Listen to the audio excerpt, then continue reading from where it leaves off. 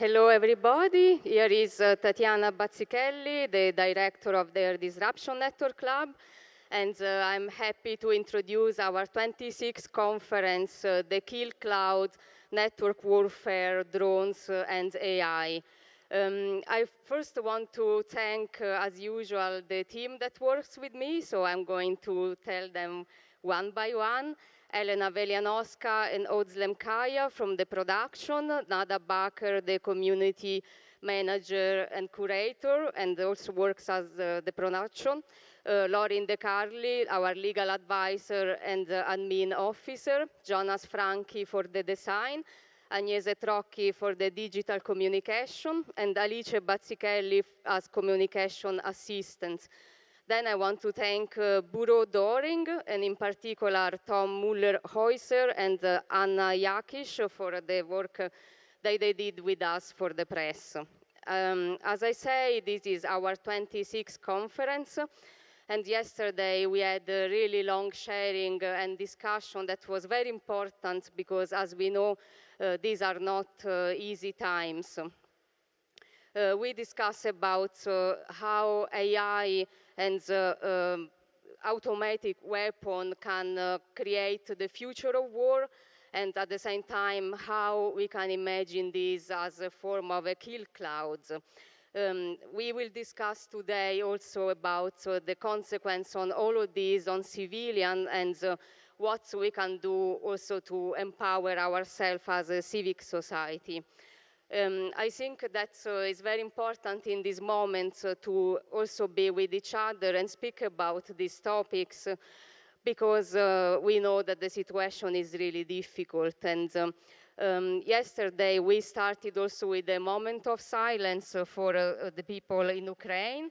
And so I just wanted to do the same now, just to have a bit of silence to remind what is happening there.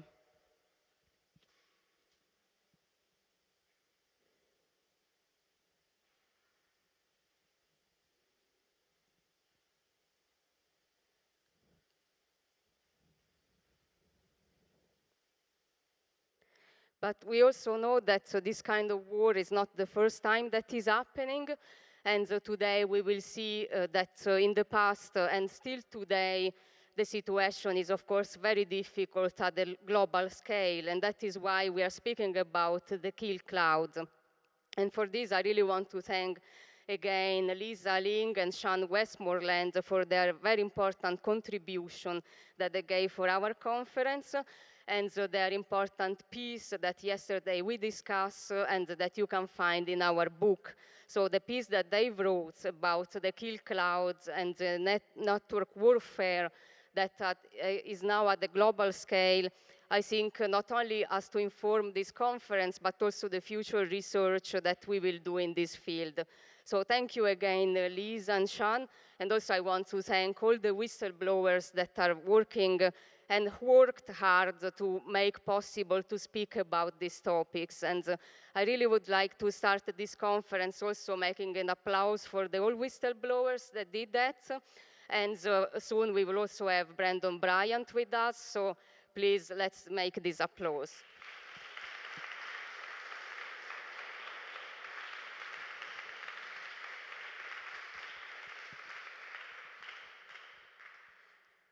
So today, the first part of the event will start with the panel about the effect of the kill clouds on civilian. So we will discuss on the issues of collateral killing, not only at a political level, but especially a legal level. And we will also go more in depth on the discourse of how AI is used for these topics. And at the same time, also, what does it mean to do a drone strike? What are the regulations around it? Then we will have with us Brandon Bryant, and I'm going to introduce him properly later, but I want also to say that I'm very touched by this because he has been our first keynote at the Disruption Network Club.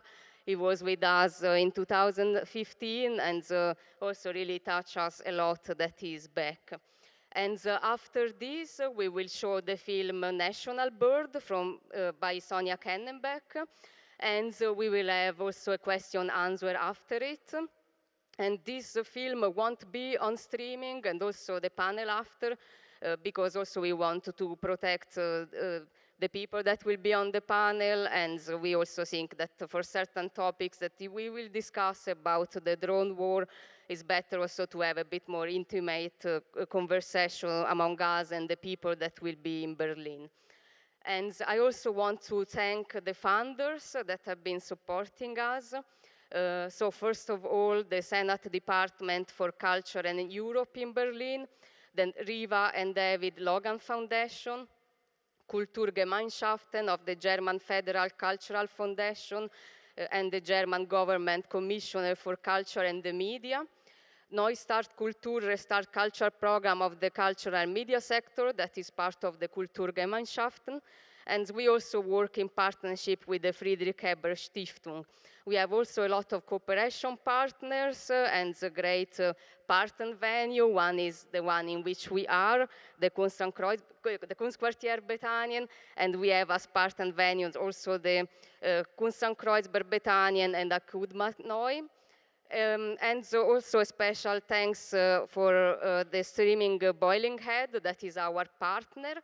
And I want to remind the people that are following us online, because at the moment we are on streaming, that is also possible to ask questions. So I will also tell the moderators of the next section to then call at the end of the question and answer our team member, Alice, to also refer which questions we have from the online audience. We have a chat, so they have the possibility to ask questions as well, of course, for the events that will be online.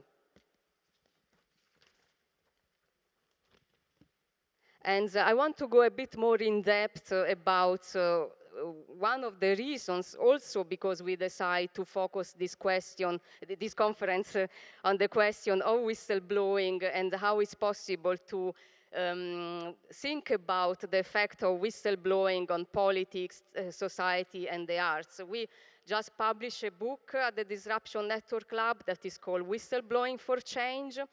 And we did a conference in November about that with many speakers that came to Berlin also to speak about the effect of whistleblowing.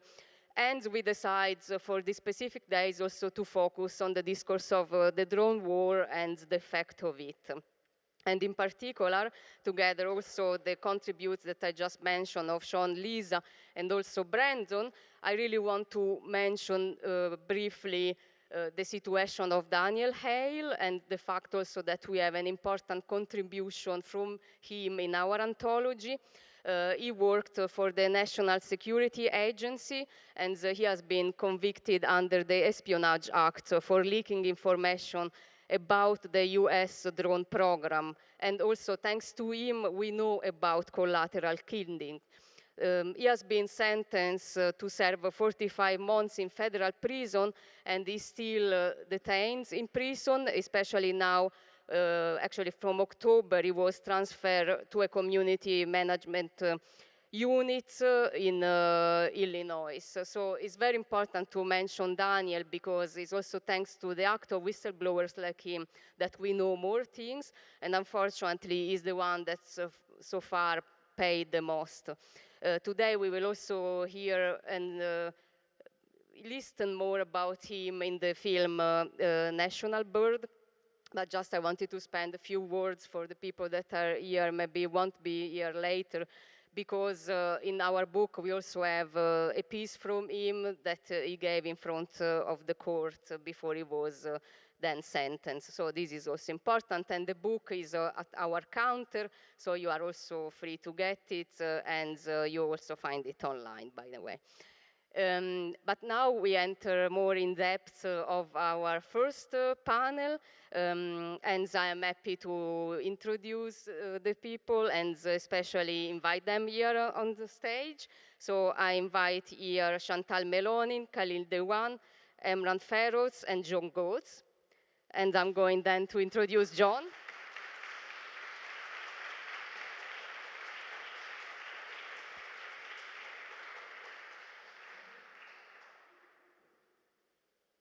Chantal?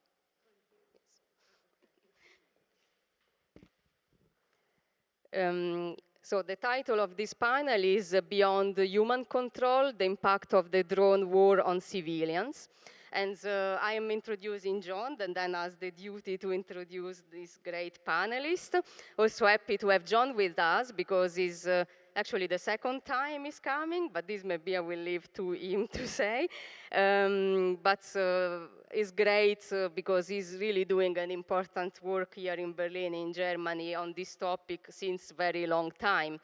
John Goetz is an investigative journalist and author based in Berlin since 1989. His work has appeared in the Sunday Times, the Los Angeles Times, the Süddeutsche Zeitung, and worked for Der Spiegel. He is now the NDR's editor for Investigation at the ARD Hauptstadtstudio and a member of the investigative team at the Süddeutsche Zeitung. He's also a writer and director of the film Terminal F, Chasing Edward Snowden, and recently In Search of Monsters, that I also watched, and actually I really enjoyed this film. Thank you. Now I leave the stage to you, and welcome.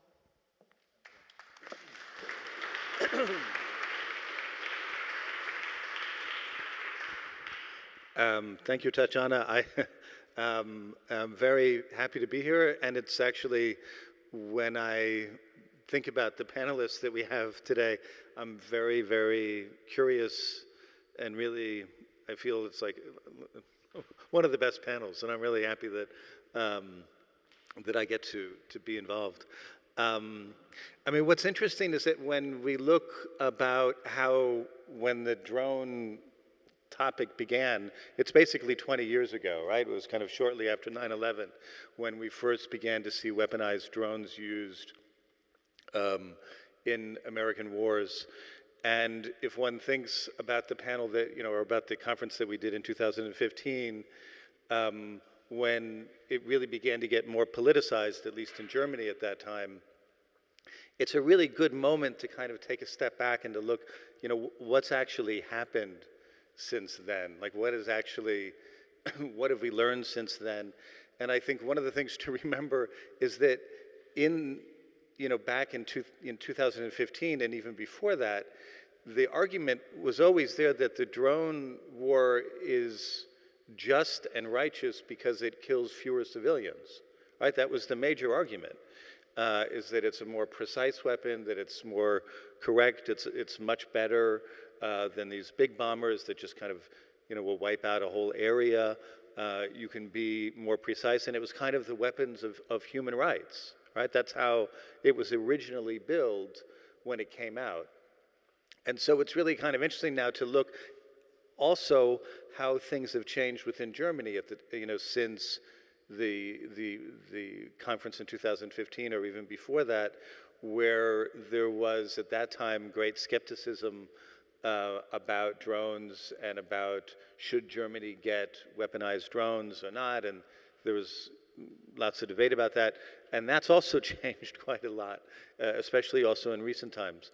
So anyway, so the idea of actually concentrating on what do we know now about casualties? What do we know? Is that the original creation myth of the drone war, that it can be precise and it's a human rights style weapon? What can we say about that today, and what have we learned? And I think one of the big game changers, at least for me, was a story that came out recently in the New York Times, where they managed to get access to lots of information about casualty reports within the U.S. military, and I think that's going to come up in the conference or in the discussion now. But my main thing that I want to do right now is introduce Chantal Meloni, who I've known, I think, for maybe 10 years. I'm not sure. I know Chantal as not only as a criminal lawyer, but as she's a professor at University in Milan. I actually originally met her through her work on Gaza and human rights issues in Gaza and in Palestine. She is the editor of a book called Is There a Court for Gaza, which I can strongly recommend. And I hope she gets to talk at some point today about her very interesting work about the American drone base in Sicily, because there's a very interesting thing about that base, and that is that unlike the drone relay station in Frankfurt or other military installations, the drones actually fly from Sicily to Libya, right? You know, so there's actually, it's actually a takeoff base. And so that's something I know that you've been working on. I hope we can convince you to talk about it at some point. But the main question is really now for you, I mean, what has changed in the last 8 years? What has, you know, what have we learned, and what is the situation also legally around casualties in the drone war?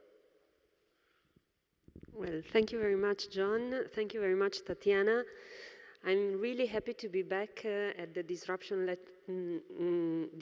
Network Lab 8 years after our first conference. And I must admit that recently I watched again our panel, and I was a bit shocked and embarrassed for the length of my presentation at that time. So I promise I will try to be much shorter today, also because Tatiana gave us much stricter rules. So really, John, please nail me down to the time.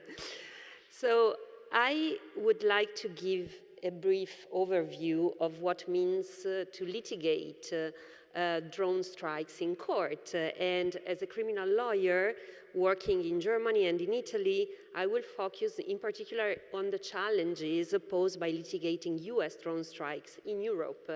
And this, of course, draws a lot from my work that I do at ECCHR, the European Center for Constitutional and Human Rights, where I've been since 2015. So the first question would be, what have we achieved in the past 8 years and beyond? And this is not an easy answer, because for sure, if we have to evaluate, strictly speaking, the successful cases that we could litigate in court, we should be a bit pessimistic about what we achieved. And I will tell you better now. But I think we need to look at the issue from a broader perspective. And we need to consider the fact that sometimes even unsuccessful litigations, unsuccessful cases in court can be actually a success, because they help to change the narrative, and they help to create attention and consensus on certain issues that are otherwise very difficult to understand. And we need to think that until a few years ago, the legality of the so-called targeted killings by drones was an arcane topic, was almost not discussed and of little relevance. And this was due maybe at the beginning to the relative rarity of such practice, but this is not the case anymore. And today, the problem of ascertaining the legality of targeted killings and drone strikes is widely debated, and it is one, I would say, of the most urgent issues in international law. In fact, the hundreds of civilian casualties in recent years in countries like Afghanistan, Pakistan, Yemen, Somalia, Mali, and Palestine show that lethal operations conducted by drones are, contrary to what it was said by the governments, more prone to mistakes and often result in civilian casualties because of faulty or deficient intelligence. So there is a growing pressure, for sure, today, especially on the US government, to report on civilian casualties. And this request, I must say, is taken more seriously than before. And I would say that this is due to the great work of investigative journalists, as of course, those that are sitting here today on this panel, and what John has just mentioned, the great work, for instance, of the New York Times, the year-long investigation on the civilian casualty files. But also, this is due to the work done by lawyers and NGOs, like the one I work with, ECCHR, here in Europe, or CCR in the United States, or the American Civil Liberty Union. Very recently, on the 9th of February 2022, so 1 month ago, there was a US Senate audition reporting on civilian harm. And Hina Shamsi, who's the director of the ACLU, director of National Security Program, was heard as a witness. And she said that after September 11, President Bush, of course we know that, started using drone strikes without Congress debate.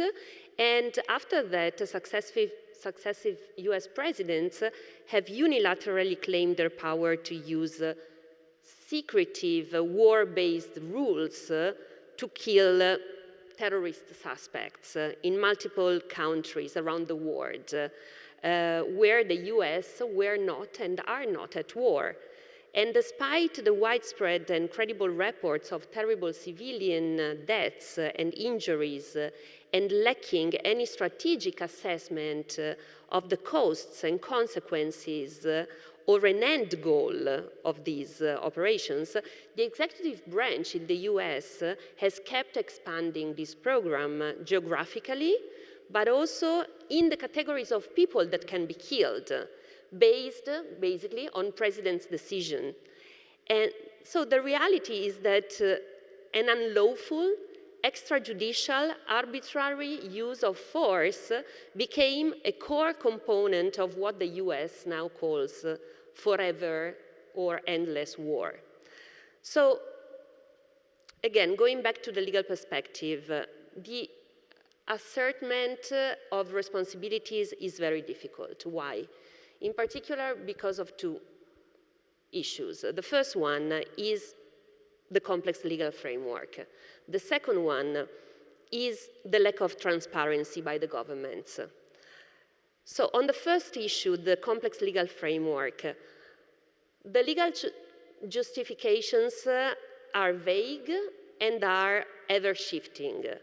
The proponents of this practice, in particular in the US, but also in Europe, use arguments that are basically entirely on the law of war to advance the argument that the killing of members of terrorist organizations like ISIS, Al-Qaeda, and its affiliates is legal and is justified under international law in the context of an amorphous war on terrorism that would know no geographical barriers and, at this point, no legal barriers. And arguments of this kind are based on a justification that relies on the use of force and the need to preemptive self-defense. But the reality is that the use of drones in itself undermines the boundaries associated with different legal concepts and regimes, in particular international humanitarian law, international human rights law, and criminal law. And the first thing to reject as such is that the war on terror is a war.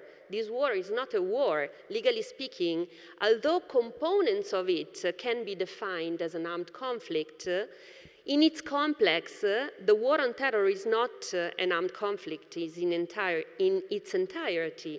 And this means that even the civilian combatant distinction is misleading. And the question, who is a legitimate target, becomes even more difficult to answer. So you have to realize that many of these targeted killings, so-called targeted killings, take place on the territory of countries that are not at war with the United States and are conducted by the intelligence service, the CIA, which is not part of the military apparatus. This point is really crucial because outside of an armed conflict, the requirements for state authority to resort to use of force are much narrower. So in the few minutes that I still have, I want to refer to a few cases that, in my opinion, are really important in these years that have been, let's say, successful from the perspective that I was telling you before. And maybe we can expand a bit on these during the debate after. So the very important first case, I would say, was the one of Anwar al-Awlaki.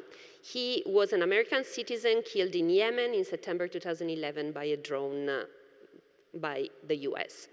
And the fact that he was a US citizen, therefore he was covered by constitutional guarantees, made a difference because this allowed to bring this case to court in the US. So the government successfully, in that case, raised the National Security and Political Act doctrine to argue that the case was not justiciable, and the plaintiffs had saw their case dismissed. Nevertheless, I think that this was a hugely important and to a certain extent a successful case because this gave the opportunity to trigger a debate which is still ongoing on the issue about the limits of the president's power that are literally life and death without judicial review, and to show that these limits are not unchallenged. In fact, there was a second case brought in the US regarding Ali Jaber, who was also killed in Yemen in 2012 by a US drone. And, I mean, not him, his family relatives, sorry. And this case was brought also in the US courts, and it was decided in June 2017. And again, the political question doctrine was successfully raised and accepted then by the court. But there is a very important dissenting opinion by Justice Brown. Sometimes dissenting opinions are very important in advancing the law. Who strongly criticized the US practice of targeted killings and called for the need of a judicial overview. This same case, I'm mentioning it because it was brought in Germany before a German court in October 2014 by ECCHR, by the center where I work. So the case here in Germany is also very interesting because the plaintiffs, the family of those who have been killed in Yemen, basically filed a constitutional complaint in front of the administrative court in Germany. And they demanded that Germany be obliged to protect the right to life of the plaintiffs, which is endangered by the indiscriminate lethal attacks by the US drones in Yemen, and to prevent the use of Ramstein by the US for lethal attacks on that area. Why Germany? So you know better than me, I guess, that Germany is providing technology from the Ramstein military base and therefore plays a crucial role in the operations of the drones conducted by the US, as it makes possible to transfer the data between satellite and the US drones. And without Ramstein, basically, such connection would not be possible. And this has been now widely revealed and also thanks to the whistleblowers and admitted by the government itself, while at the beginning it was denied by the German government. So this is a very long litigation. I will make it short, but it started in 2014, as I was telling you. And in 2015, there was a hearing that was held in front of the court in Cologne, and the case was declared admissible. However, the court held that Germany is not obliged to prevent lethal US drones in Yemen, and therefore the decision was appealed by the plaintiffs, represented by us. In March 2019, then the higher administrative court in Münster ruled in favor of the plaintiffs and said the German government must act in order to ensure that the US complies with the international law in its use of Ramstein. And this, of course, was then appealed by the German government. And this brought to another hearing in front of the Federal Administrative Court in Leipzig in November 2020, overturned the second judgment and ruled that the diplomatic efforts of the German government are sufficient. regardless of whether the US drone missions violate or not international law. So therefore, this other judgment was appealed again by us, by the plaintiffs, and together with Reprieve, we filed a constitutional complaint against this ruling, and this case is currently pending before the German Constitutional Court. So 1 minute on Sigonella. So as John mentioned, a very important role in Europe is played by the Italian military base of Sigonella, which is in Sicily. This base provides a strategic support to the US drones operations, especially in North Africa, because from Sigonella, the US armed drones start their journey to go there. And following a revelation by the Wall Street Journal in February 2016, the Italian government had to admit, was forced to admit that the Italian state allowed the United States to station its armed drones in Sigonella for counterterrorism operations. The government of Italy also added that it had placed restrictive legal basis for such intervention and that it authorized these operations on a case-by-case basis. So 1 year after these revelations, together with ECCHR, we filed a freedom of information access in Italy to gain access to the information regarding this legal framework that Italy was talking about, apparently regulating the use of armed drones by the US from Sigonella. And this again starts a long story, which I will make really super short in 10 seconds, because we started in 2017, and we are now 5 years later, still unable to get a decision on the merits of these requests. In the meantime, we have had 3 hearings before the Administrative Tribunal in Rome, 2 hearings before the Supreme Administrative Tribunal, also in Rome, each of them trying to obstruct, basically, the request on procedural issues. And now, finally, on the 16th of March, so a few days ago, we had a final hearing, and we are waiting for the decision to get access to this information, which, and here I conclude, it's crucially important because, in the meantime, there are accusations and suspects of civilian casualties in Libya that have been caused by drone strikes, operations that started from Sigonella. And here again, I leave it to for the further debate, and I thank you for the attention.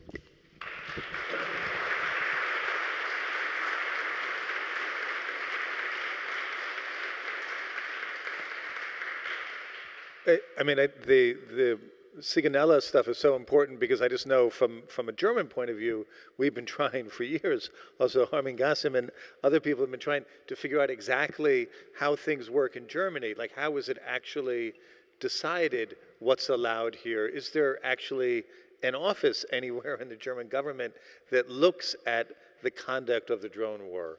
And it's actually, I mean, quite amazing. I don't know when we started this years ago. We still don't know. Actually, there's still really no answer as to how Germany deals with the question of whether the attacks that are kind of relayed through Ramstein, if they are in accordance with German law, right? We actually, it's quite amazing that we still don't know that. So it's interesting if you can find out about Italy, that may help us find out something about here. But now I want to introduce my next panelist. This is Khalil Dewan. And this is one of the people that I most wanted to speak to because he's done really amazing investigative work on the ground, not only about American drone strikes, but about UK drone strikes and about the UK drone war.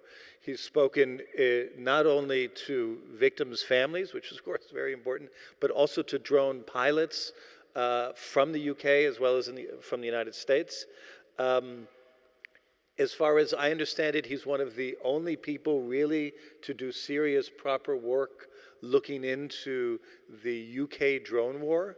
There are people who kind of list events that have happened, that have been reported in newspapers, but actually investigating them. So originally from London, has a master's in international law, and I'm particularly excited to find out if maybe you will reveal some of your work on Riyadh Khan, right?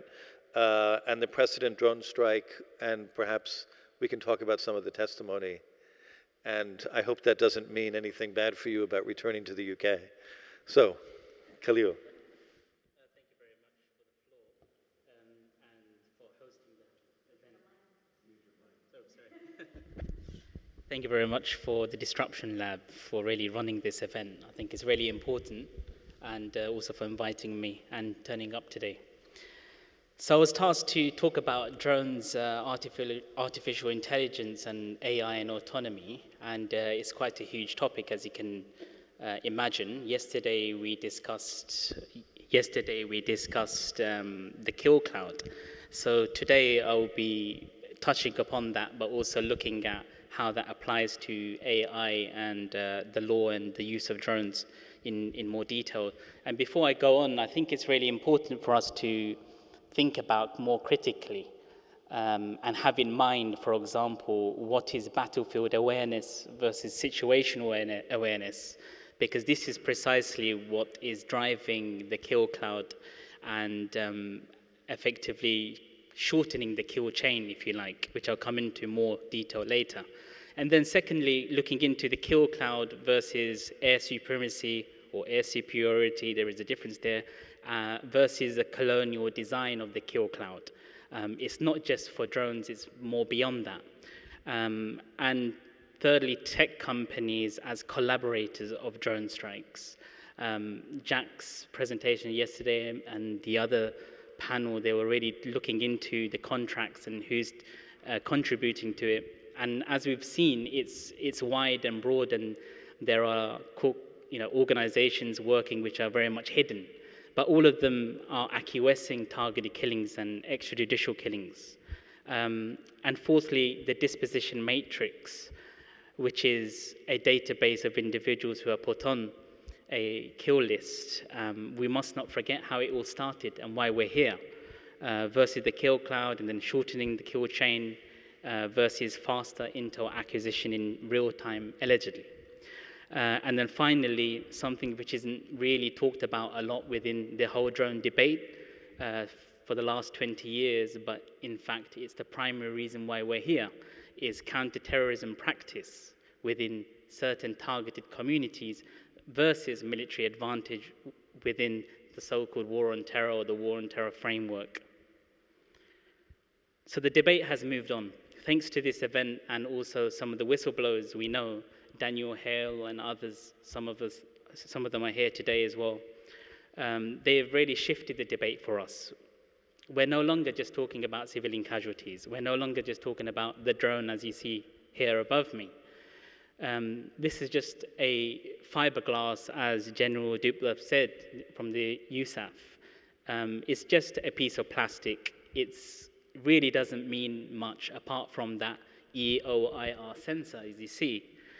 And that sensor is really the key to the drone, apart from the missile, of course, which is causing the travesty of justice. But the sensors connected to a broader framework of violence, which needs to be discussed here today. And as you can see, General Dupler, what did he say? He said everyone focuses on this little piece of fiberglass flying around called the UAV, unmanned aerial vehicle, but it's just a host for sensors that provides data, to a vast analytical enterprise. So he moves and talks about a commercial entity. Yesterday we heard who they are, which is called the Distributed Ground System, the Distributed Common Ground System, DCGS, which hopefully turns it into knowledge. It doesn't necessarily mean it will be knowledge, or it doesn't necessarily mean it will be accurate either. Some of the whistleblowers made that point very extensively yesterday, so we will discuss that today and how that really works, or if it doesn't work.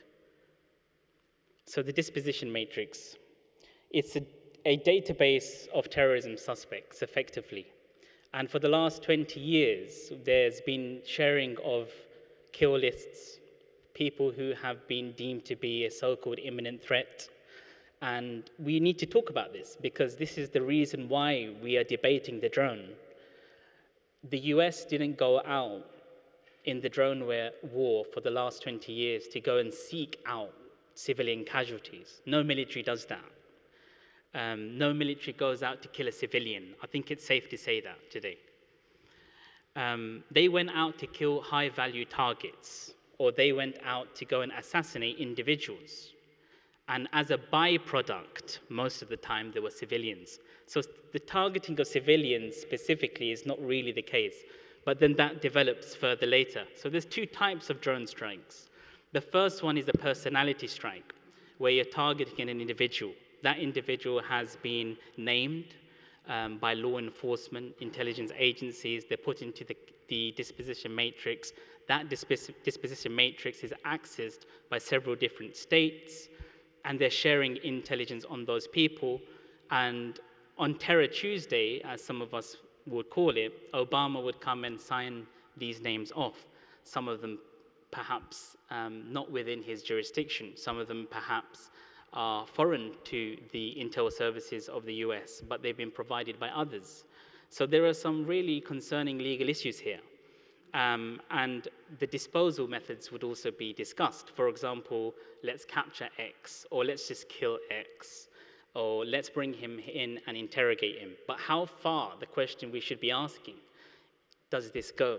And this is what we need to be talking about. So there's Five Eyes, we all know about this, the intel sharing between them. But then let me introduce you to something called the London Boys. In Guantanamo Bay, in about 2004 or 5, there was someone who was being interrogated, and that individual, he was asked about the London Boys. And the London Boys at the time in London were very young. They were in university, they were just working, or they were either in sixth form, which is just a little bit over high school. Those individuals later were harassed in the UK by intelligence services. They went through a whole counterterrorism journey. And this is the point to make. The disposition matrix, it's live and it's well and it's an ecosystem that continues. So those boys, effectively, what happened, they were either harassed through intel agencies abroad and at home, and there were some who also got droned.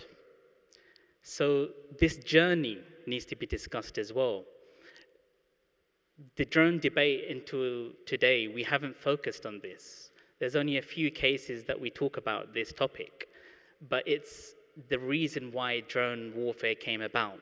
So it's just something to think about critically, and where the conversation's heading and what's missed effectively. And all of this creates challenges to international human rights law.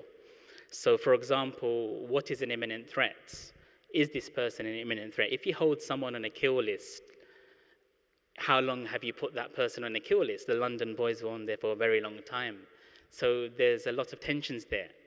And then there are extrajudicial killings that take place. And within the context of an armed conflict situation, we're discussing, for example, who can be targeted, when can they be targeted, and are they a combatant or not? And beyond the normative IHL rulings that anyone can read if they pick up a book from their local library, we need to be more critical.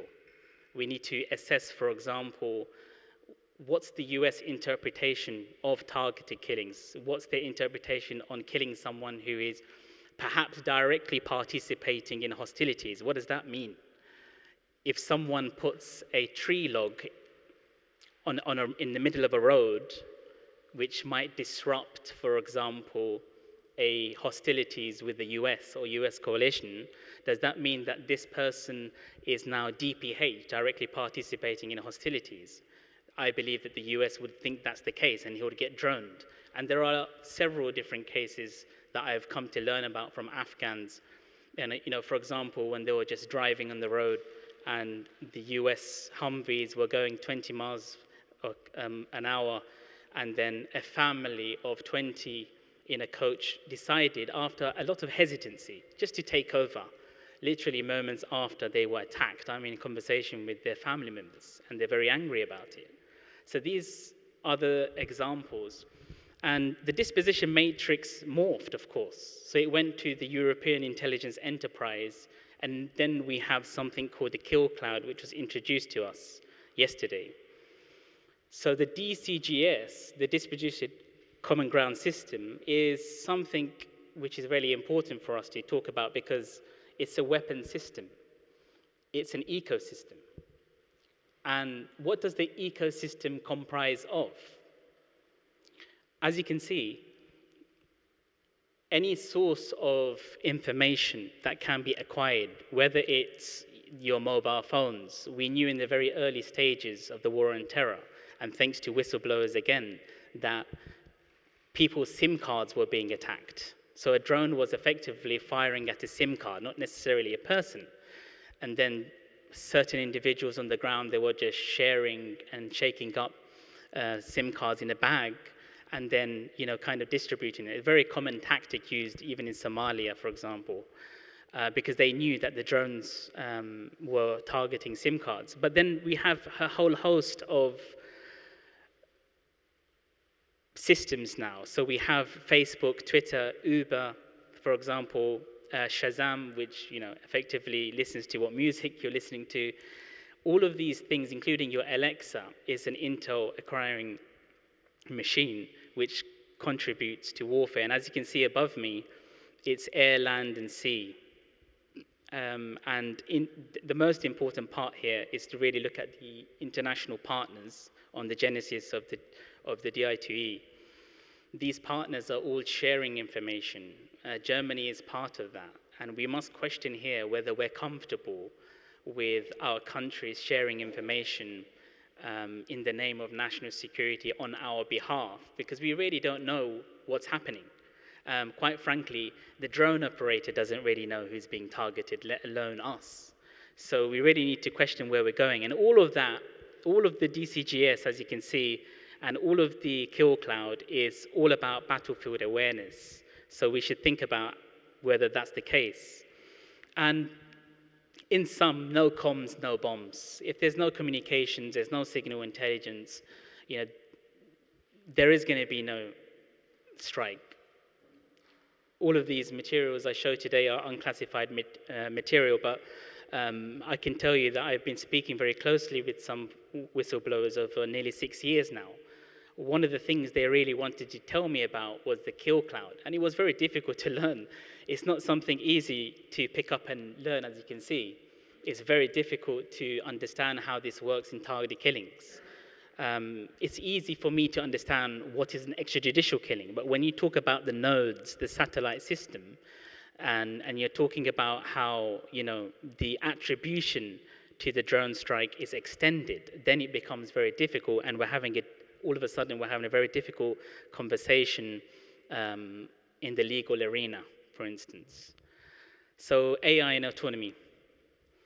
This is very important. So this is the dynamic targeting circle, and this is the normative framework utilized by the US government in targeting individuals.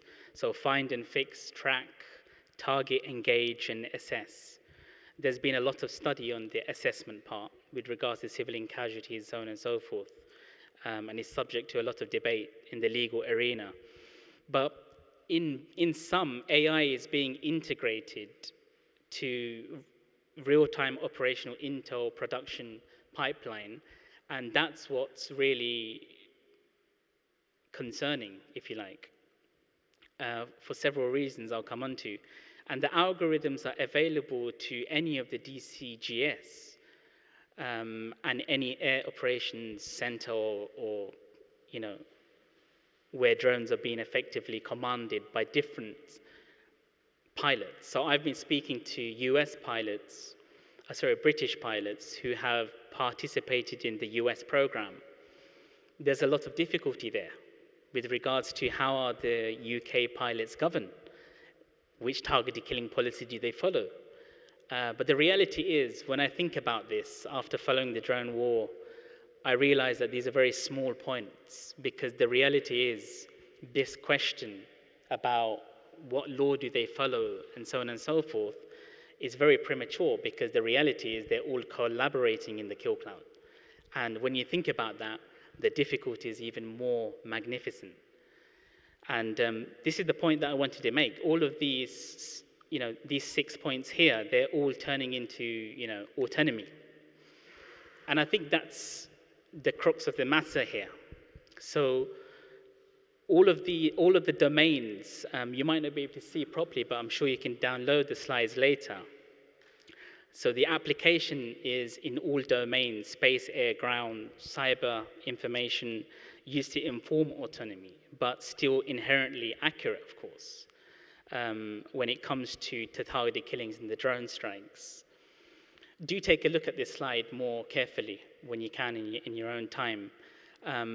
But effectively, the point to make on autonomy and AI is that we are, in a mess, effectively. There was a case study in the UK recently, and they did a case study on the use of AI. And what they found is there was a human in the loop, but they found that 22 suspects were spotted. Of the 22 suspects, the human in the loop concluded that 14 of them was correct. But in fact, what happened was that was 63% that was wrong. So the fact that they used facial recognition to find average criminals, and it was wrong, shows you that autonomy is not necessarily working. Nevertheless, the UK government is rolling it out. In Afghanistan, you may have seen the news of the biometrical data that was left behind by the US government, and the Taliban had hold of it, and there was a lot of conversation about it. But the reality is, there was iris data, fingerprint data, and facial scans, all utilized by the drone program. So the US effectively, through their effective control, legally speaking, of Afghanistan, they knew who was where, and they were utilizing that. A question arose yesterday, which I've inserted, which is the legal accountability and the attribution when you conduct these strikes, and there's the difference between human and AI and autonomy. The reality is, in my opinion, there is no difference between a drone strike and a strike conducted using AI autonomy, using algorithm. There's still a human in the loop, as for now anyway. And at the very least, a human created the algorithm that informs the system. So the question is, what's the difference between personality drone strike or a signature drone strike with a kill list versus an algorithm drone strike? There is no difference. The accountability is there. Again, we need to be more critical in the way we're engaging with drone warfare. And then I'm coming towards the end, but the Kabul 29 drone strike that took place, which killed US aid individual and his families and others, this is a precedent strike now, in my view, because whilst it was called the righteous strike, within 3 weeks it was called a tragic mistake. And the reason being is because, drones are a systematic failure. You cannot apply this to human beings, and at the end of the day, General Mackenzie said the intelligence was so wrong. And as someone said yesterday, there's so many Toyota Corollas out there, how could they get it wrong? But let's not forget, the Americans also had biometrical data. Autonomous weapon systems are currently being used in Libya by Turkey, it was used in 2021 by Turkey with a human in the loop. It's not clear if any civilians were killed, but they were chasing combatants who were retreating, which would be a war crime. The UN document doesn't go to talk about it more, and Israel has also been using it. Finally, I'll very quickly wrap up now. Some of the selected tensions with the law and the drone war. Number one, human control. Number two, we have the attribution with the cloud, which I mentioned. The algorithm biases that would be applied to drones. So, for example, military-age males that the US use, but I also believe France are using that same yardstick. And then motorcycles. The French believe anyone with a motorcycle in the Sahel region is fair game. And, algorithm, it's inherently biased. It's being programmed for white males. There's been studies on this to show that whites are more likely not to get targeted. And then redefining armed conflict. The kill cloud goes beyond the battlefield. It's a weapon system, ultimately, but also used for colonialism and cultural incompetency. At the end of the day, the US drone program in Afghanistan, or wherever whatever landscape you discuss, there was cultural incompetency with regards to what's happening on the ground.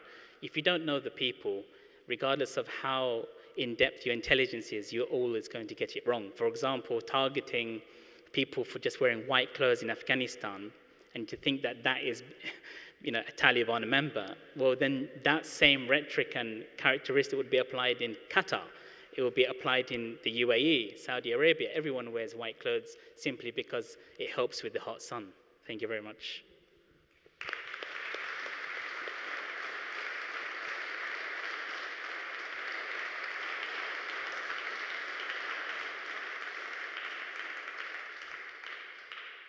Great, thank you very, very much. I hope to get into more detail in the discussion that we're going to have afterwards. But now I'd like to introduce Emran Feroz, an Austrian who lives in Stuttgart and one of the leading experts on the drone war. He published a best-selling book called Der längste Krieg. He also published a book that I know, Tod per Knopfdruck, and has done important investigations on the ground in Afghanistan. And that's one of the things I'm specifically interested in hearing more about. Is you just came back from Afghanistan, I think yesterday, right? So I'm interested in hearing about that. He's also established a memorial website for victims, which I think will get mentioned during his talk, which I think is an interesting, innovative way of dealing with the question of casualties. He is very active on Twitter and is a big fan of street food in Kabul, and I'm looking forward to hearing what you have to say about what you just found out in Afghanistan. Thanks a lot, John, for a nice introduction. Thanks a lot for having me today. Thanks to you, Khalil and Chantal, for your, the great talk you just had. All details. We heard a lot about legal terms and technical terms. We heard about disposition metrics, military-aged males. All of this stuff sounds pretty technical. In the next few minutes, I just want to focus a bit on the human beings who are, ultimately being targeted by all of these abstract things. And because at the end of the day, during the last 20 years, we saw people dying, innocent people dying because of these developments. And John, as you just said, I just returned from Afghanistan. It was a rather short trip, but it was sad, depressing, sometimes also happy. That's how Afghanistan is. But at the moment, Afghanistan is being ruled by the Taliban again for 6 months, more than 6 months. And you have people over there in power now, men like Sirajuddin Haqqani, Khalil Rahman Haqqani, Sirajuddin FBI bounty 10 million, his uncle Khalil Rahman FBI bounty 5 million, many other similar people, high-ranking Taliban who are now back in power. But it's not just about them being back in power. It's also something that many people, I think, are missing these days, is that, a lot of these guys have been declared dead over and over again during the last 2 decades after drone strikes. And now you suddenly, you just don't have them being alive, you also have them being in power. And sometimes I feel that nobody is asking the obvious question. Who are the people who have been killed instead of the Haqqanis or other Taliban members, or also other people like Ayman al-Zawahiri, the current Al-Qaeda leader, who is still alive, and but who also died multiple times. And this is something we saw also in other regions affected by drone strikes. Khalil just mentioned some of the people who have been targeted. We saw some pictures of the August 21 drone strike. that killed Zmarai Ahmadi and his family members. Zmarai himself was working with an American NGO. And yeah, at the end of the day, it didn't save him, and he was declared as an ISIS terrorist together with his children and his nieces and nephews who have been killed on that day. And this strike took place in the middle of Kabul. It took place in an urban area of Afghanistan, which was the most drone-bombed country in the world during the last 2 decades, by the way. So, since it took place in the middle of the Afghan capital, during the US withdrawal and during, you know, all this huge media attention Afghanistan had at the end of August, people were interested in it. And a lot of media outlets, reporters, journalists were interested in it. So they just did what reporters do. They ran to the site to check what happened. They wanted to know if it's true that, you know, the victims were ISIS terrorists or not. And it turned out that all of it was just a lie. It was, you know, everything of it was propaganda. It was not true. It was too obvious that civilians had been killed. There was a New York Times investigation, but also many other reporters on the ground, by the way, did extraordinary work. For example, before the New York Times was there, Afghan local outlets were there and found out, you know, they just conducted interviews and made clear what happened. And afterwards, international outlets did the same, so that the US faced some kind of pressure. You know, the details, the facts were just too obvious. For that reason, the Americans had to change their version within a few days. I think 2 weeks later, in mid-September, it was described as a tragic mistake, and a few days afterwards, I think, yeah, they said, the US military said that they kind of, yeah, did a mistake and kind of apologized for it. We can discuss if this was a real apology or not. At the end, nobody of the culprits faced any consequences, and the family of the victims is still waiting for, yeah, what are you waiting for actually when your family members are killed? Nobody can bring them back to life.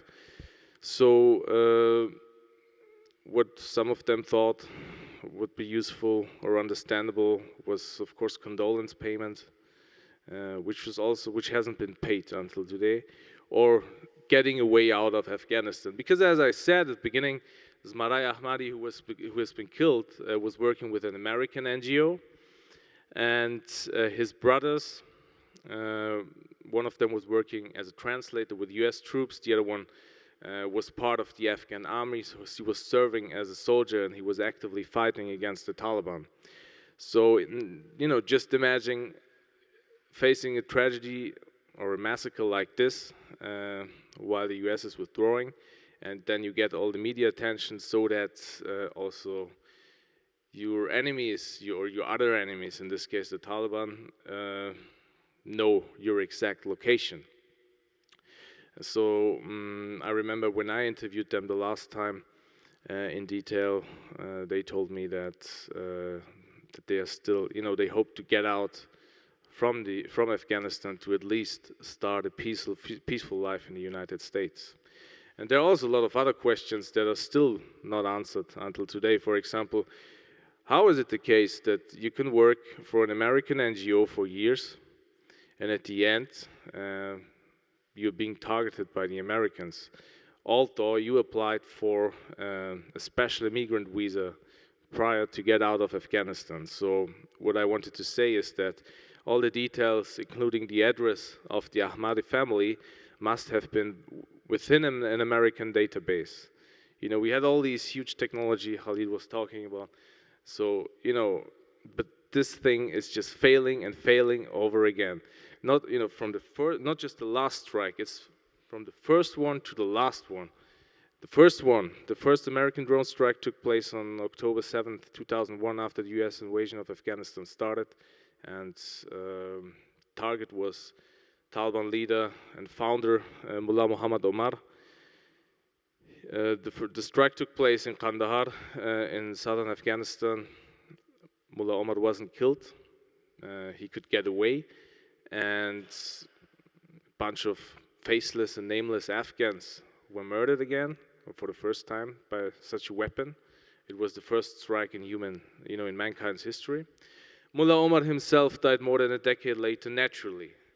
All the drones didn't get him. So, yeah, he was also, by the way, declared dead multiple times after drone strikes, especially in the 2000 years, until the 2010s, I think. And the huge difference between the Kabul drone strike in August 2021 and all the other drone strikes that took place in Afghanistan was, as I said, the fact that it took place in an urban area in the middle of the capital, in the middle of all the media attention. The total majority of American drone strikes in Afghanistan, but also, in Yemen, of course, Somalia, Pakistan, took place in remote rural areas that were barely visited by human rights observers, journalists, and people, who should document what was actually happening. I myself, I'm writing about drone war and civilian casualties for almost, I think, 9 years. And for me, it was kind of shocking to see what was happening. Back then, for example, I also saw John's film back then, Secret War. It was called Secret War, right? Yeah, yeah. So, Geheimer Krieg. Yeah. There were a lot of hints, not just hints, just also facts, showing what is happening every day in Afghanistan and in other countries. But I focused on Afghanistan. But it was ridiculous that a lot of people didn't talk about it, were not interested in it.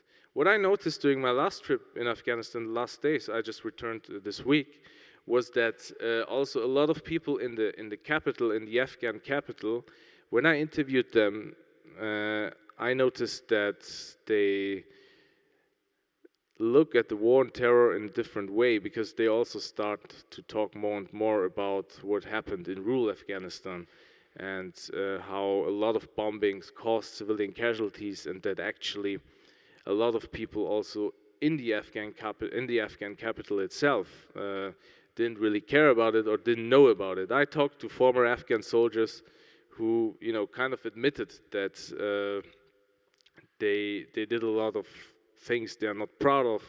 They were responsible for bombings that killed civilians. They didn't know about a lot of details, or even if they knew, they were like, it was war. We did what we were told to do, and yeah, it was a mistake, but we can't change it now, but we should accept that it happened. And I even heard people talking about all the Taliban foot soldiers who are now in Kabul, or in, of course they're everywhere now, but also in Kabul. It's a new view to see all these Taliban. And although a lot of people don't express a lot of sympathy for these people, for these Taliban foot soldiers, they accept the reality that many of them, I mean, a lot of them are kind of kids, almost kids for myself, to be honest. They're 18 years old, 19 years old, 20 years old. Some of them don't even have a proper beard. So they grew up with all the war, with all the destruction. They became radicalized. They became also, although they're culprits themselves, they became also victims of extremism, and they faced a lot of realities that many people oppressed and didn't want to hear about. For example, a lot of these guys, also when I talked to them, they were like, yeah, my father was killed by such a strike, my uncle was killed by such a strike, my brother or my cousins, they were killed by these things. They faced this kind of war, and not all of these people, but a bunch of them, a lot of them, took arms, became radicalized, and yeah, are now showing their power with their arms in hand. John already mentioned that I have some stuff to show. So one thing I started in early 2013 was something called Drone Memorial, which you can see here. It's something very, you know, I tried to combine my journalistic work with some kind of simple activism. I didn't know that. Actually, I didn't know that I would talk about it almost 10 years later here or in other places. You know, it's just a simple list with people who have been killed, civilians who have been killed by drone strikes in Afghanistan, but also in Pakistan. In the case of Pakistan, it was mostly, you know, Waziristan, this area, which is the Afghan-Pakistani border area. I thought it's important to mention this because it was just mainly in this specific area. I even have here a name from Gaza, from Palestine, and this list is, it has to be updated, of course. A lot of names are missing. For example, the names of the Ahmadi family I mentioned. It's because it's a one-man project. I started it back then with all the data I had, and yeah, the reason why I did this was that I noticed, as I said, you know, after all the research I made, I noticed that, okay, you know, there are a lot of people who have been killed, but why do they don't deserve some kind of memorial like other war victims or other victims of terrorism? Because, you know, if you talk to these people, who are affected by this kind of warfare, for them it was just some kind of state terrorism.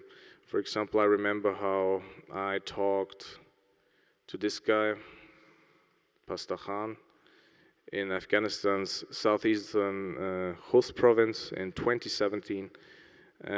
He was a nomad, a Kuchi, and his family members, tribe members, were killed by drone strike in June 2016, also in Khost province. He lost all of his brothers and his father, and I think in total 14 or 15 people have been killed by the strike. First reports indicate, you know, first reports back then said that all the victims were terrorists visiting a funeral of another Taliban commander at the border area of Afghanistan and Pakistan. At the end, it turned out that the nomads were going to a funeral of one of their leaders on the other side of the border. You know, in these Pashtun areas, these nomads can roam kind of, you know, they have special allowances to walk freely, and especially for events like that. So they cross the border 1 or 2 kilometers to prepare the grave of their elder. And then when there was time to prayer, they said, okay, we prepared the grave, let's go back to our village, let's pray and rest, and then we return to finish the funeral. When the 2 pickups returned, they were killed, they were attacked by American Hellfire missiles and 1 or 2 Predator drones. A lot of people died, as I said. Pastor Khan himself wasn't there. He was in a neighboring province visiting some other members of his family, and when he returned, he found out what happened. I remember how I met this guy, and it was not a sad, it was not a happy scene, because he looked mentally damaged.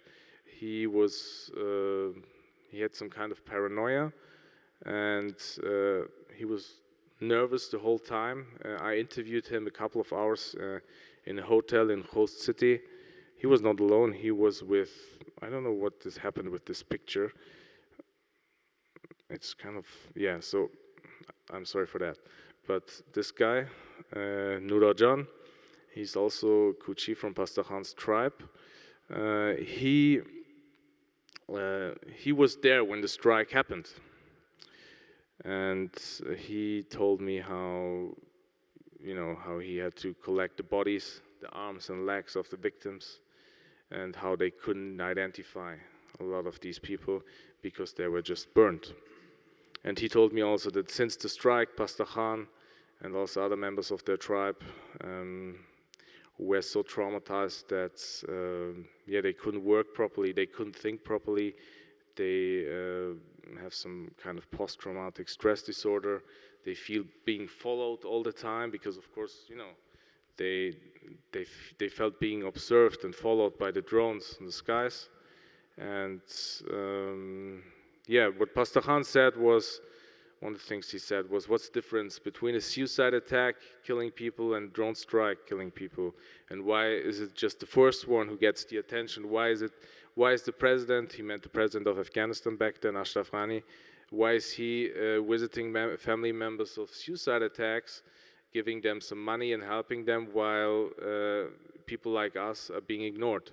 What was also interesting was the fact that he himself said that in the past he heard some reports, government reports, about drone strikes, and he believed what he heard, that the strikes are just killing Taliban or other members of terrorist groups. He just believed it because he heard it in the radio or somewhere. But when this happened, he knew that all of that was probably a lie. And yeah, I think I should come to an end. I have a lot to show, but I could, unfortunately, this topic, nothing happened. I knew that would happen. Yeah, unfortunately, this topic doesn't have a real end. And people like Pastor Khan and all the people on the list, Drone Memorial, it's not just about that they shouldn't be forgotten. You know, our societies, I think, still have a lot of responsibility to give these people what they actually deserve. Thank you.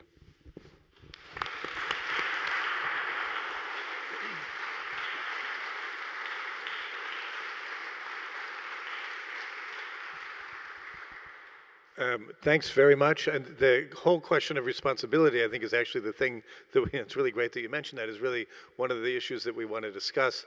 We're going to have a kind of discussion on stage, and then we're going to open it up to the audience in a few minutes. But the one point I wanted to make kind of beginning is that, you know, we're talking about the cloud, and we're talking about the specific victims and the kind of the legal attempts to kind of find accountability.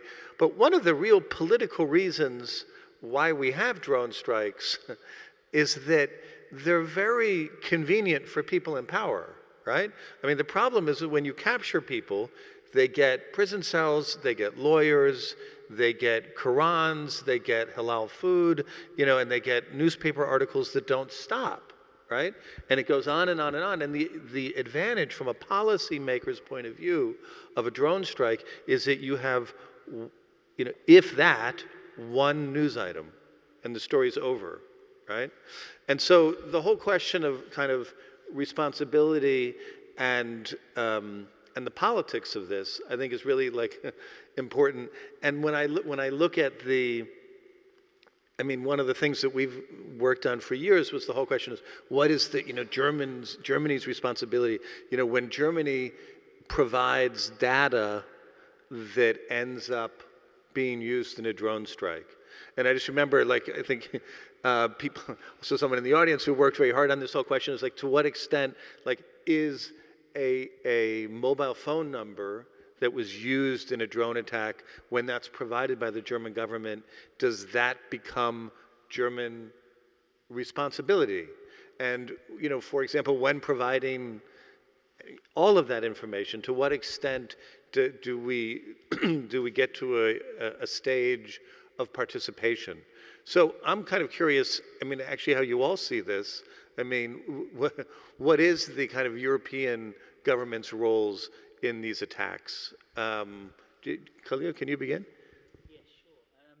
Yeah, I mean, with the European advancement of the drone, if you like, there is criminal responsibility with anyone who is part of EPI, as I mentioned, which is the European Intelligence Enterprise. Anyone participating in it or has any state which has provided information or acquiesced a target, which is an unlawful strike, is criminally responsible. The problem becomes then to find attribution. How do you do that? As you can see from the kill cloud, it's very difficult. And that's something that's being worked out. And the reality is, when we talk about Germany, Germany has been acquiescing drone strikes, of course, it's no secret. And legally speaking, there would be, in a normative sense, responsibility to that. We can't hide the fact that there are extrajudicial killings taking place. When we discuss drone strikes taking place in Afghanistan, we're talking about war crimes. When we discuss drone strikes taking place in Pakistan, Somalia, and Yemen, these are outside of the context of an armed conflict situation. It's part of the war and terror. In my early days, when I used to talk about drones, I used to make this distinction inside and outside conflict zones, because that's how we are trained as lawyers. But then I realized, and when I was, thankfully, due to the whistleblowers teaching me about the kill cloud, I realized, yes, the Americans are fighting war. There is no battlefield, and quite frankly, the kill cloud doesn't have any boundaries. So where does the attribution start and end? Right, because the German government is constantly responding, saying, and I'm sure it's the response of other European countries, right, is that, you in no way can have a conclusion that this phone number led to this execution, right? And they're constantly saying, we're not culpable, we're not involved. I mean, what is your experience about, you've done a lot of work in Germany on German responsibility. What's your take on the culpability around this kind of data feed? Yeah, I think when it comes to the role of Germany, it's as if people, responsible ones, they act as if all these things do not really exist, or if they exist, it's not part of their responsibility. I remember, for example, back then when there was this discussion about Ramstein, Germany and I think also Obama himself, they were trying to change the subject by saying, hey, listen, nothing is happening here because the drones are not starting from Germany. They're not, the drones are not in Germany. And I was like, nobody said that drones are in Germany. It was the whole data issue. So I feel that often they just act as if it's not a real big deal. And I remember, for example, also back then in mid-August, when people from Afghanistan were evacuated to Ramstein, you could see in the media coverage some kind of people are safe now, they are here at Ramstein. And I had some discussions and I said, yeah, okay, that's good, but this is also Ramstein, which is part of the drone war, where people, are being killed regularly also in Afghanistan. So I wouldn't idolize Ramstein in such a way. And a lot of people reacted kind of irritated and didn't want to hear it. Good, yeah, Chantal. Thank you. I wanted to connect what you were saying, what you were asking with what Khalil said, because you rightly said that we have seen a shift, right, in the way this war on terror has been conducted since 2001 to today. We shifted from a first phase where the capture of the suspects was the rule, and these people ended up in secret detention places, black sites or Guantanamo, and we all know very well the torture that has been the torture program. And at a certain point, the US, and not only the US, realized that this was not sustainable, let's say, and also the legal pushback, so the reaction was very, very strong and compact, and it was clear that that was torture, and that was unlawful, and it had to be stopped. And this is where the US had already shifted to the targeted killing program, but it became, also thanks to the drones introduction, it proliferated. But this makes me think of what Khalil just said, because why were we able to as lawyers, as human rights activists, to push back on the torture, because there is a clear obligation and duty on states never to resort to torture, regardless of in war or outside. It's absolutely, its use cogens is called. It means it applies always, in war, outside war. We don't have the same for killing people. Killing in war is legitimate when it is conducted according to certain requirements. And this is why it is still important to distinguish between war and what is not war. Because legally speaking, this makes the difference. And the fact that the US and its allies, including the UK in the first place, Israel started already long ago, are trying to muddle the waters and are trying to let us think that we are living in an endless war, borderless and amorphous. It's just wrong and false, and this has to be rejected very strongly, also with the legal tools, and this is exactly the difficulty about it. Right. I mean, how does one get? I mean, just wanted to point out one thing. When Obama was here, as you mentioned, Obama in 2013 actually kind of responded to some of the criticism that was out there back then by doing basically a non sequitur and saying we don't fly drones from Germany, so it's not an issue. But the thing that I find still quite amazing is why doesn't a state prosecutor? I mean, in Germany you have offices that control, and monitor the production of Vollkornbrot, right?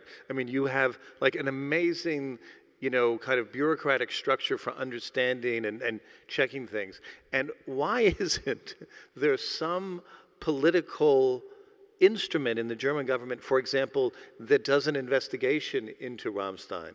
Like, why doesn't the state prosecutor go in and actually say, we'd like to look at the premises and look at the documents that you have? It's really quite interesting how that never has happened until today.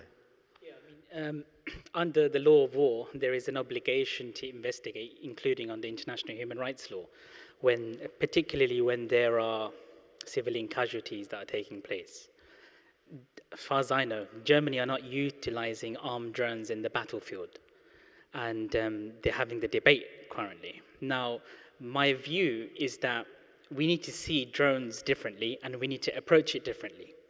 So we should be pushing for this post-strike investigation procedure to also apply to states who have ISR missions, who are engaged with EPI, who are engaged with the kill cloud, and to really have this procedure in place to see how are they contributing to extrajudicial killings, how are they contributing to cases that Emran just told us about.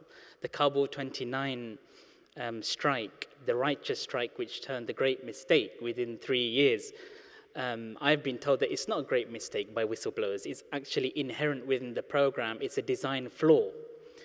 The testimonies of these individuals who work with the program is very valuable because they're speaking of a system, an ecosystem, which is very violent. EPI, Ramstein, these are violent organizations, these are violent structures. We can't just treat it as a law enforcement mechanism. It's not like that, that's insulting. It's a violent interaction that it has with the global south. Ramstein, what's it doing in Ukraine? Is it doing anything? I don't know. We're not really going to have that conversation today. But I do like to rock the boat because I think it's important to think about how we have certain conversations when the status quos are just sufficient for us to live by.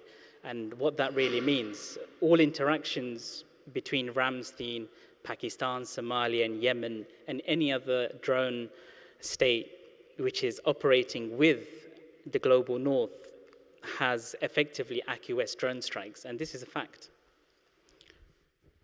Yeah, I mean, I raised the question: to what extent, does the fact that there's a political convenience to killing people as opposed to taking them prisoners. I also am curious, I mean, the fact that you have this diffuse source of information, is that also convenient politically in being unable to basically then to identify which stream of information it was that caused someone to get assassinated, right? I mean, and how do you deal with that legally? Chantal, I mean, how do you actually, when there's such a diffuse, when you have 12 countries providing all this information at the same time, and you can't really say it was this that led to an execution. How does that work out legally? From my perspective, this is nothing new. Counterterrorism has always shared information, and countries that are now fighting terrorism globally are sharing their information and putting them together. The difference is that we have a kill program that is unlawful because it ignores the boundaries of what is a battlefield and what is not, what is a legitimate target and what is not, what is...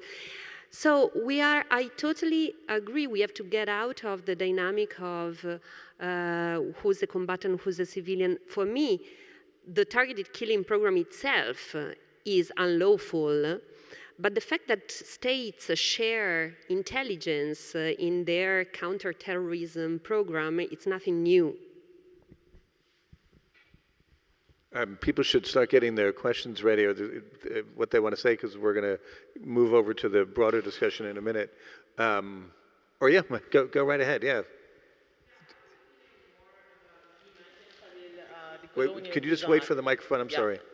You mentioned the colonial design, and I'd like to hear more about it, because I think this is also a subject that we're kind of skirting around, is that some lives are worth more and some lives are worth less. And we see targeted killing and the use of technology in certain parts of the world.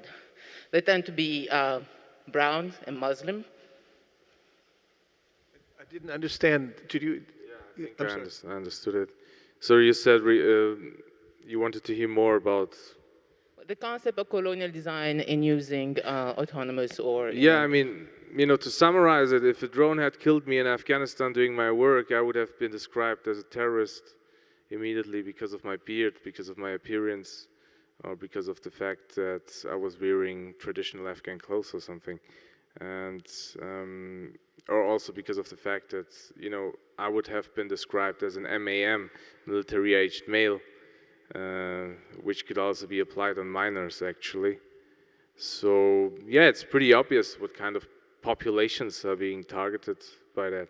If I would have been probably a white Western journalist, I mean, I am a Western journalist, but if I would have been, white and Western also in another way, in an obvious way, then maybe it would have been different. Maybe my family would have received condolence payment and everything.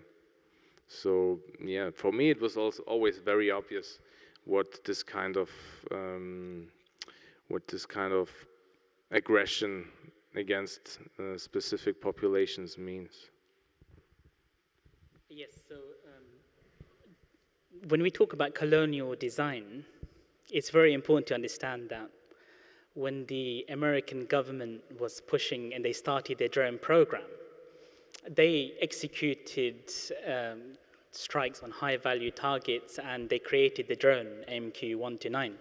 But then they stopped, and the reason being they really didn't need to develop the fiberglass. It was not needed. It really doesn't make a difference. It's the sensors that were developed after anyway, and that continues because it connects with the DCGS and the kill cloud. There are other countries, however, who have even better drones than the US, like Turkey. Turkey have drones which are autonomous. They have AI drones. It has been used already. So they are already like one step ahead when it comes to the fiberglass. It doesn't really matter. But the point is, Turkey do not have the kill cloud. And when I mentioned the states who are participating in the kill cloud, sharing intelligence, kill codes, etc., Turkey would not be invited to the kill cloud. So then we're talking about something else now. We're talking about colonial design. So it's beyond the drone. The kill cloud is not just about the drone. It's beyond drone, it's beyond the war on terror, and it's something different. And that's what I was referring to with the colonial design. Whilst Turkey are now creating the F-35 and F-16, which is fully autonomous, by the way, they will never ever have access to the kill cloud. They will never be appreciated on that level, just to put some critical analysis out there.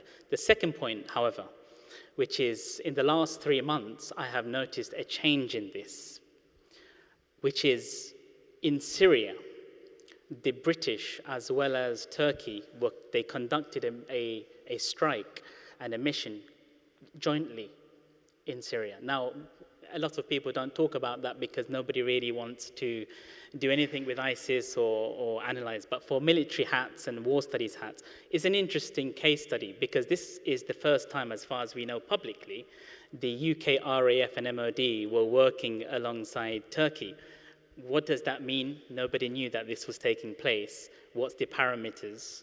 I would say centuries before we were having different discussions about Turkey, and now we're working with Turkey. And the last point to make is that between 2005 and 2020, if you like, there were some German voices who were very critical of Turkey when it came to the drone program, before they even developed and pushed out the drone program, believe it or not. A lot of bigotry and biases. But the reality is Turkey's drone use, not to make a justification, is very different to the US drone use or the UK drone use. And in the Ukraine conflict, it's received very differently. It's being practiced very differently. But the broader question is, how are they operating their drones over Ukraine? And there's something to think about.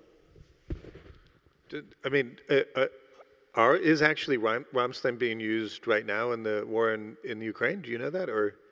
It's unclear, but when we looked at the kill cloud, there are satellites, there are different companies who utilize them. There are different Starlinks, there are different space agencies who, even if we just Google search right now, there are certain names that would come up who shifted and redirected their Starlinks over Ukraine.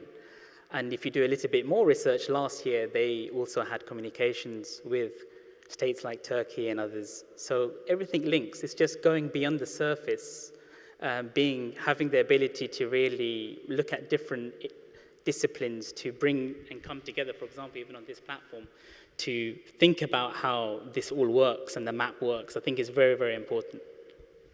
Okay, so a bunch of questions. Yeah, go ahead. Hello, I'm Elsa Rosbach, a founder of the Drone Campaign in Germany.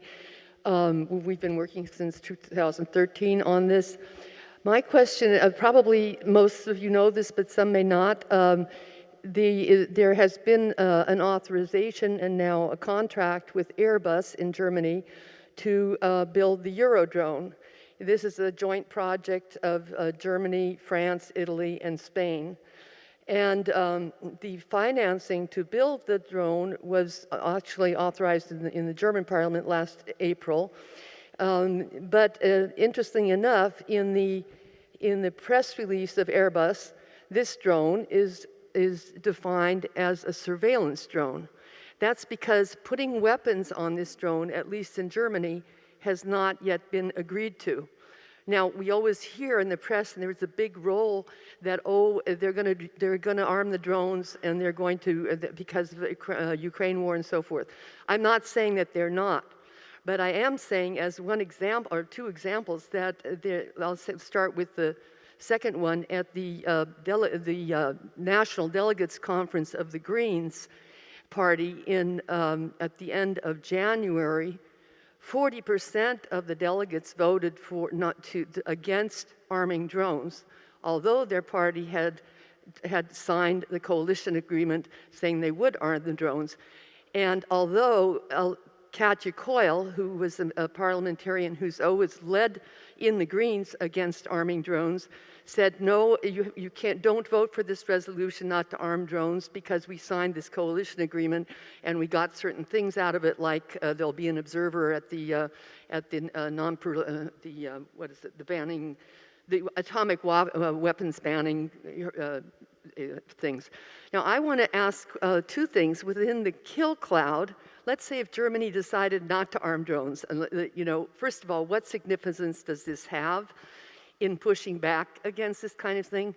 What kind of role? I believe all of you in this conference are the people who could play the most role in preventing, in getting this debate happening again. And I know that this debate is referred to by Green and SPD young parliamentarians that was had before as the CDU debate. There is an idea that there needs to be a new debate under the Ampel, you know, and I am wanting to, and the time is running out. The decision will be made in the next months. And the CDU has, you know, we have a similar situation in Germany, in my opinion, psychologically, like after 9/11 in the US. Oh, we've been attacked. Oh, everything goes. Oh, the executive's taking over. They want to do 100 billion new arms and so forth. But this debate is still in the population. And actually, because of the movement that's been created here, there's a lot of resistance in the population. The population are also voters. They're in the political parties. But I would like to see, I would have liked to see lots of parliamentarians or lots of parliamentarian aides here. And I'm hoping that you guys will take this conference and figure out how you can put some time into speaking with these different parliamentarians, because it's not over. And even if we lose, we set the groundwork for much more transparency, much more accountability, and so forth, if they do put weapons on the drones. So I'm just wanting to ask about that. Thank you. And you want to respond, or? Yeah, I mean, I really do believe that the drone debate now has shifted 20 years on, thanks to the whistleblowers. Some of them are paying some prices for that. And in Germany, whilst it's quite great to see there's a debate going on, but I do expect more from the German people, because quite frankly, Germany should not arm drones. It's a weapon that will be regretted by them for their usage, but in the same time, they don't come to the conversation with clean hands. You know, it's a legal term we use in the UK. They are not innocent, you know, parties. In fact, Ramstein is a violent structure, like I said. So the activism must also include the kill cloud now. There's information out, there's a beautiful chapter written by Sean and Lisa, and if you read between the lines, actually, they can't, of course, say everything, but if you think critically when you're reading the chapter, you would notice they're giving you a lot of hints as well. So you need to think more broad and continue doing the research, and then include this within the activism and also the messaging and the PR. I don't think it's a good idea to call out for an all-out ban, because it's just not going to happen. Whilst on a PR level, I do appreciate why that makes sense on a campaign level. But I think, you know, the time is to shift the debate. It's already been shifted. It's just our responsibility to take it on. You've been waiting in the back there. Yeah, go ahead. Yes. Oh, you need a phone. Oh, sorry. Pardon me? Ah, okay. Why don't you go first, and then we'll take those? Yeah, is that okay? I'm just curious about the Afghanistan previous regime's reaction. For example, President Ghani, President Karzai. So is there any diplomatic communication with America? Because, for example, US troops, there's a lot of killing of ordinary people in our territory. So is there any communication in diplomatic level, or there's no complaint because the previous regime are really weak? I didn't fully understand the question acoustically. Is there any communication with previous presidents? Yeah, because I think there's a huge issue about the casualty of ordinary people, the civilian casualties. Okay. So is there any diplomatic communication between previous Afghanistan government and the US? Yes.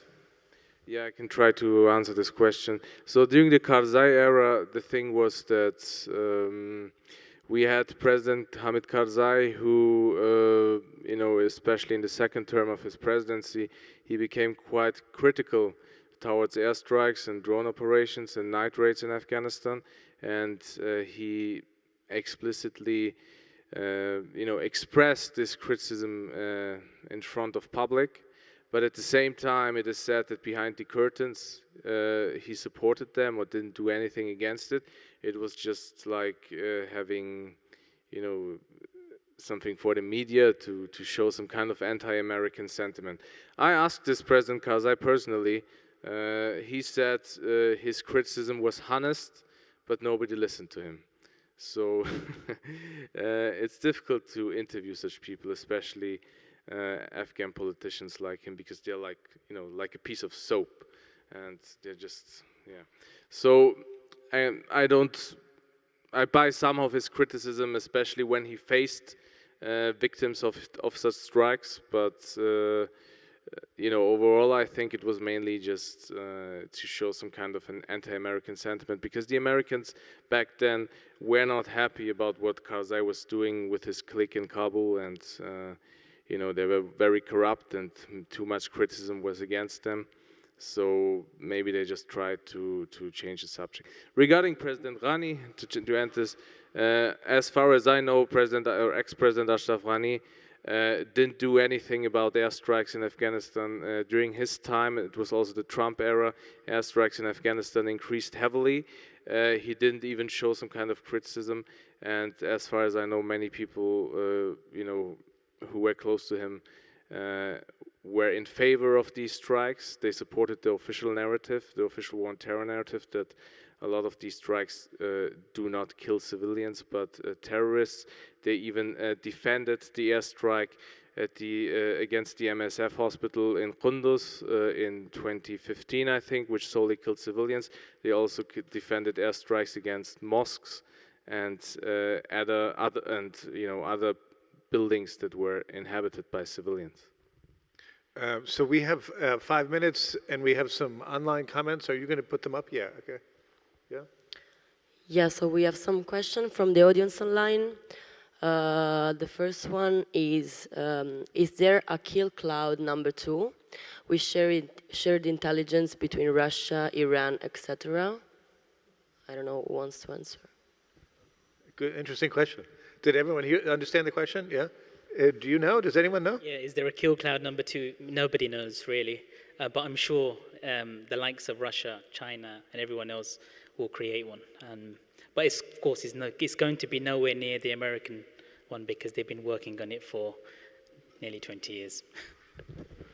And further questions from online, or you? Yeah. Yeah, go ahead, yeah. So the second one is, you have mainly mentioned the US and UK cases and seen how those are strictly linked with other countries, for instance, Sicily in Italy. As far as you know, are other countries as Israel, Korea, or even European countries leading or taking an important part in such global kill cloud system?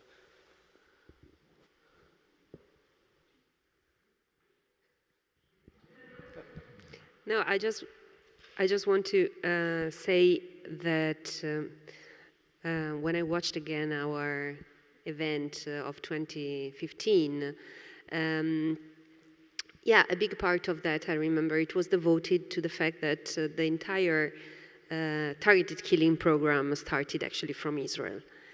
And what Israel in 2000 was still doing in isolation, and the rest of the world would condemn as unlawful program, then in 2001 became, and after that with the proliferation of drones, 2006-10 became, basically very common to see from the US. And Israel commented, you see, what we used to do a few years ago and everyone would condemn us, now it's done by everyone. So, yeah, we shouldn't forget, of course, that role about how they feed in the kill cloud. I leave it to you. You surely know better than me. But I assume that being a strong ally of the US, I assume they're part of it. Yeah, I just want to say that, in the US, we've had the debate for nearly 11, 12 years since Anwar al-Awlaki was killed, including his son, including his daughter in a raid. And we haven't had any response to that. In the UK then, we had a debate for about 3 months, which closed because the Americans told the British, do not publish the JSP 900, which is the targeted killing policy. But that doesn't stop investigations, of course. I appreciate why it's good to go after the targeted killing policy, and we should, as a first note, legally speaking, it makes everything easier for us to do in courts. But then we should look at British cases, and we should go and find what's going on over there. And I can tell you that there's a magnificent amount of human rights abuses taking place on both sides of the pond, from the US as well as the UK.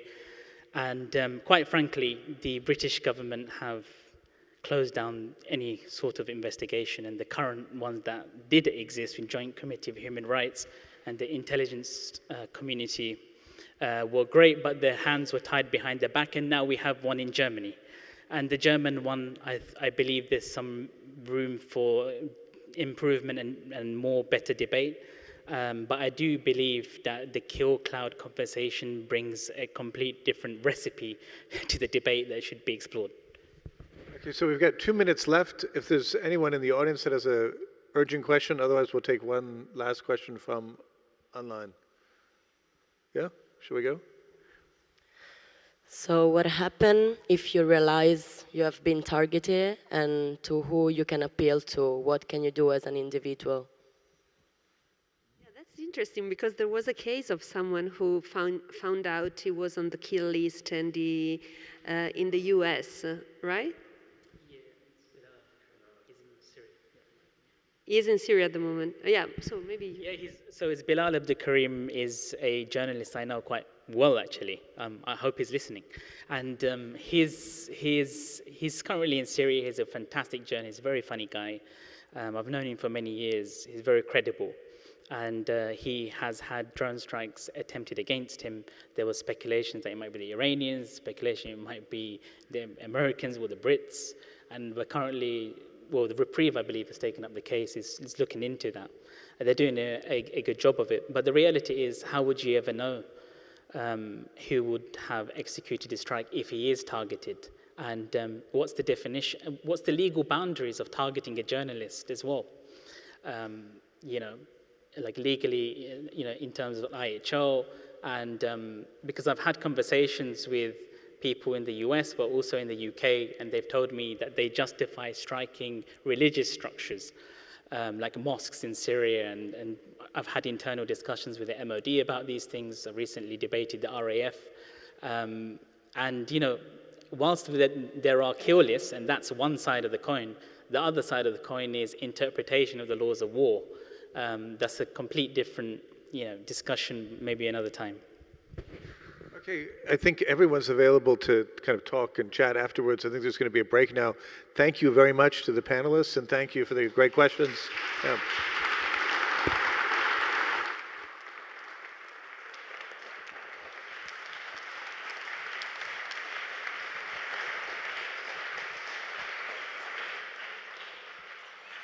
Also, a big thank from my side.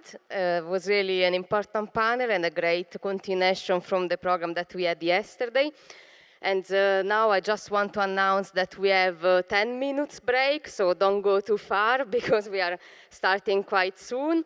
And we will have a talk of Brandon Bryant that is finally here. And so thank you so much, all of you, and see you in a bit. Bye.